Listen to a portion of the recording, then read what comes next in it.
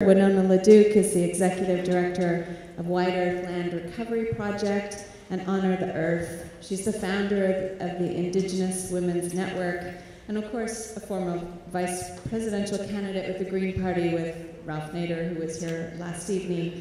Author of The Militarization of Indian Country, and she has an upcoming book that is coming out, I think, next year that perhaps she'll talk about.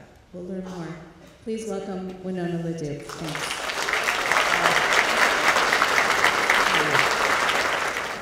Ani nindo ay maganadak nigagagit magas idesiko makonare. Which thanks very much for inviting me here. I was really honored to be here and to be on this panel and to join you all. Now I'm actually going to show you a quick video about us, so that I don't have to act it out. And then I'm going to talk. So, do you guys have that video ready? There. I'll be right back. There's a beauty in the breath of horses. Fall morning's breath seen in the air, the smell and sound of horses. We rode our horses from the headwaters of the Mississippi River here on our reservation, along the proposed route of a new oil pipeline which would cross our reservation. It was a third of a series of rides on pipelines. We're not protesters, we're protectors. That's who we are. Are we ready? And this we call the Triple Crown of pipeline rides. There's trouble on the land. Those rides took us on the Alberta Clipper proposed expansion route to the proposed Keystone XL route in the Dakotas, where riders from the White Earth Reservation joined with the Lakota to ride between Momblee and Dakini on the Cheyenne River Reservation. So it was that 15 riders braved some harrowing terrain, a land littered with 100,000 dead cattle from a freak September blizzard, and rode the proposed Keystone route. That saves 100 million unmarked graves.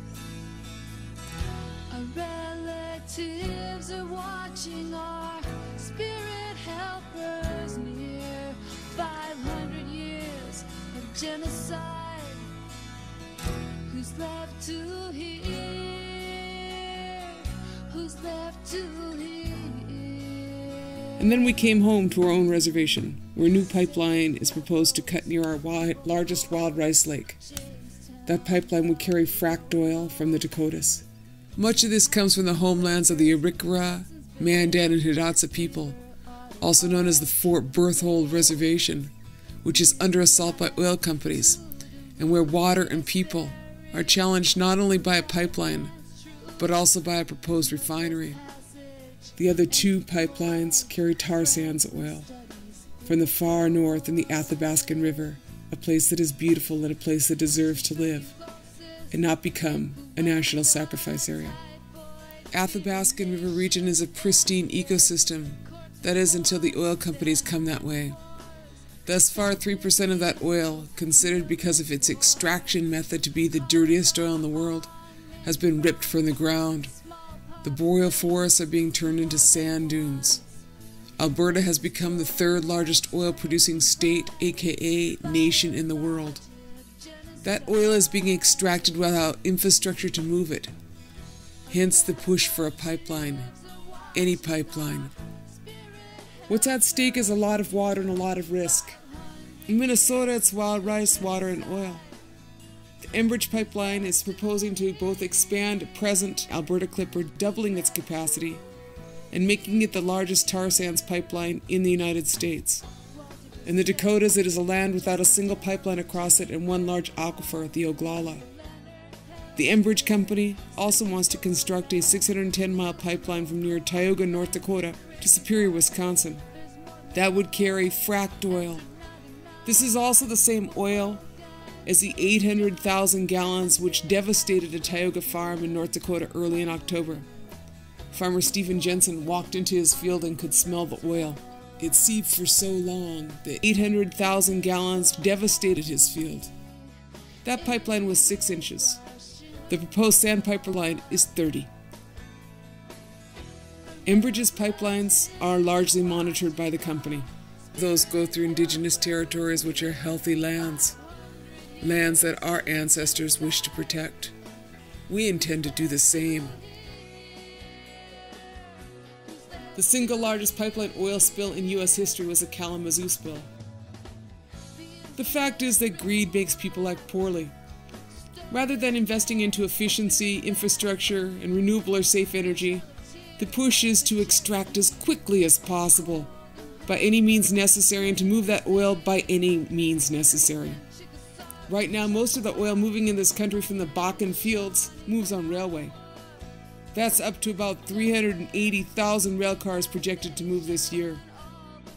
This past summer, 4 square blocks of the town of Lac-Mégantic, Quebec, blew up as the train's braking systems failed. That train was carrying Bakken oil. Over 40 people were, quote, vaporized in an explosion which baffled Canadian authorities. They had never seen anything like it. That oil, combined with whatever chemicals are in it, is the stuff they want to put into the sandpiper line. The fact is that all of these expansions are predicated not on need, but on greed. We think that need is subjective. In Enbridge's application to the Minnesota Public Utilities Commission, access to a, quote, stable supply of oil was the primary measure of need. It turns out that the world's largest oil reserves are in the Western Hemisphere, in Venezuela, followed by Saudi Arabia, and then the Alberta tar sands. Venezuela is a country that has demanded a fair price for oil and used that oil to develop its infrastructure. Instead of paying a fair price for oil, however, oil interests are far more interested in securing oil from places that do not wish to give up their oil. Redskins, Braves, the Fighting Sioux, Eskimo pies and Redman tobacco. A billion insults to the map. When we object, we're on the warpath. Struggles with racist laws and violence, from Wounded Knee to Alcatraz Island, marching the trail of broken treaties, fishing rights and police beatings. Destroy the land and you will pay, and reinvent the warrior way. Native heroes refuse parole, stop and search by state patrol. Release our dead, return their bones, let us live, return our home. Our people remain committed to protecting our land and water. This is what we are instructed to do by our ancestors, and that is our covenant with our ancestors and our Mother Earth. That is also our covenant with the generations yet to come. This is not just a Native issue, an Indigenous issue. It affects us all. Whether you have feet, wings, fins, or roots, we are all in this together. No corporation has a right to this land, water, and our future. This is Winona LaDuke for Honor the Earth.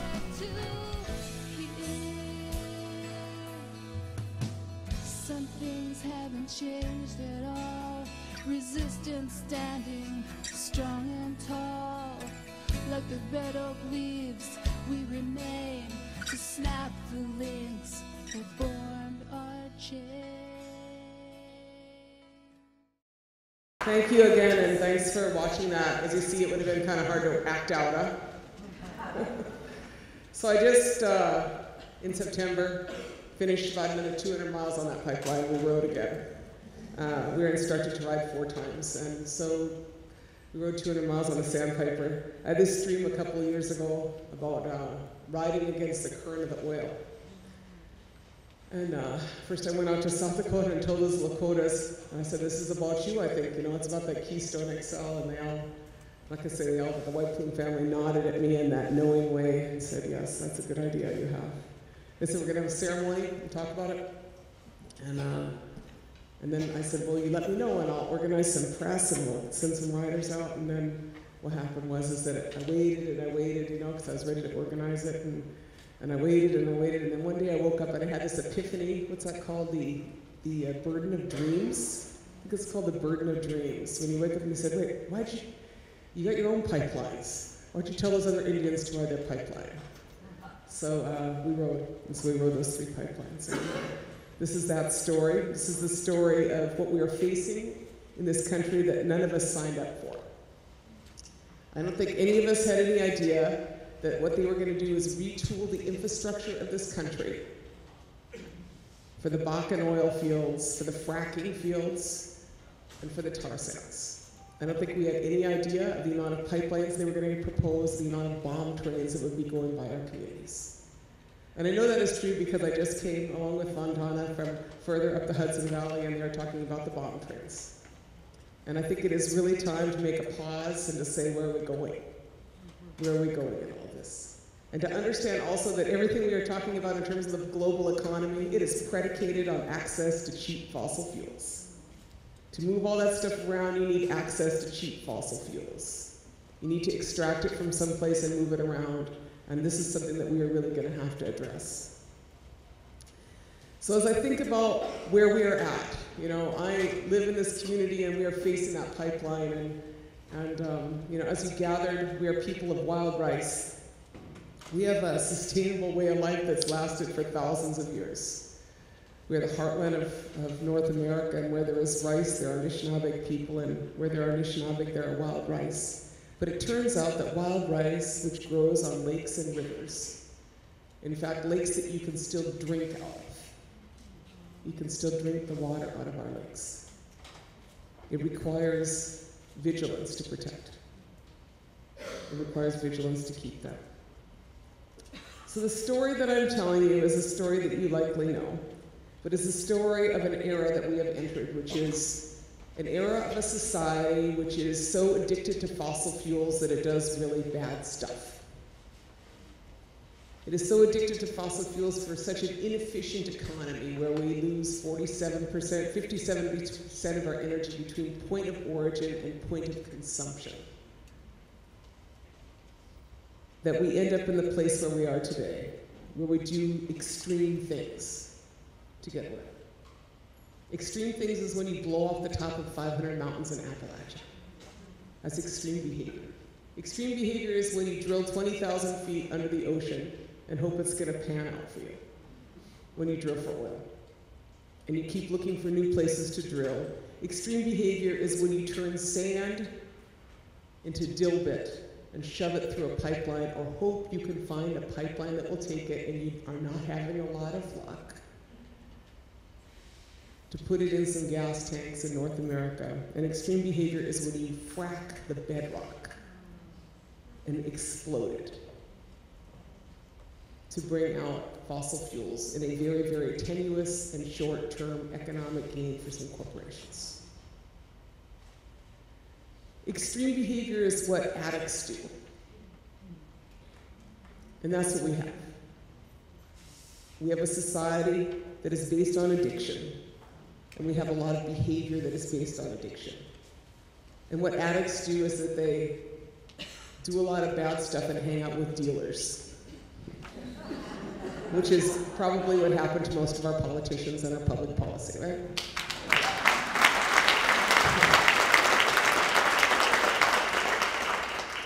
So the interest that I have is, you know, you saw the pictures of my community, and I've worked, you know, all over North America, largely on energy policy issues. I've been part of movements with a lot of the people in this room to oppose nuclear power plants, to oppose big dam projects. And what we have done is we've successfully fought off a lot of things, like nuclear power plants that they haven't built any new ones. A lot of dam projects we fought off, but we never changed the level of consumption. We never tackled the energy infrastructure in this country to the level that we are now challenged, and that we must in fact take action upon. Because what I know is that none of us signed up for what you see there. There are some pictures there of Mi'kmaqs in New Brunswick, an Indian woman in front of 300 riot cops with an eagle feather. Or a Native man, pictures too of a Native man looking at snipers. A sniper in his village, protecting SWN, Southwest Resources, a Houston-based fracking company trying to explore in Mi'kmaq territory last year in New Brunswick. I did not sign up for such a loss of civil rights or human rights.